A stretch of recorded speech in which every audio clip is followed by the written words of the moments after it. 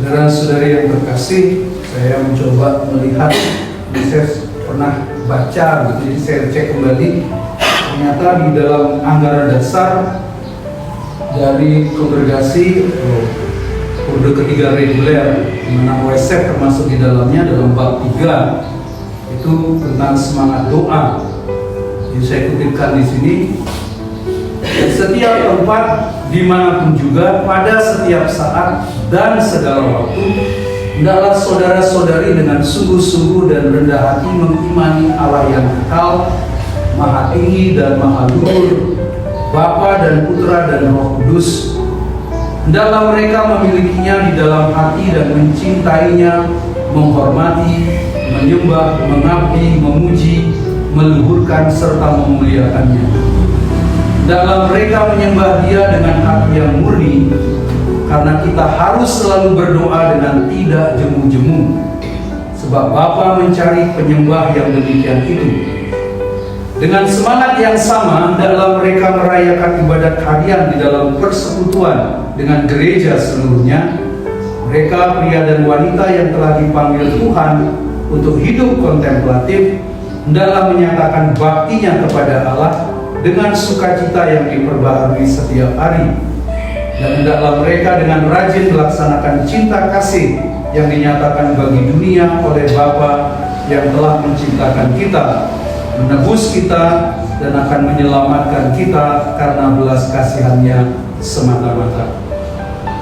Jadi mereka, pria dan wanita yang telah dipanggil Tuhan untuk hidup kontemplatif. OSF itu termasuk di dalamnya menghayati hidup kontemplatif aktif, bukan dibalik aktif kontemplatif, tapi kontemplatif aktif.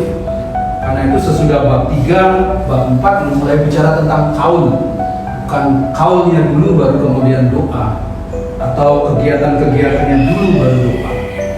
Jadi saya mengenal seorang suster masih umur 12 tahun ketika saya masuk seminari Tuge.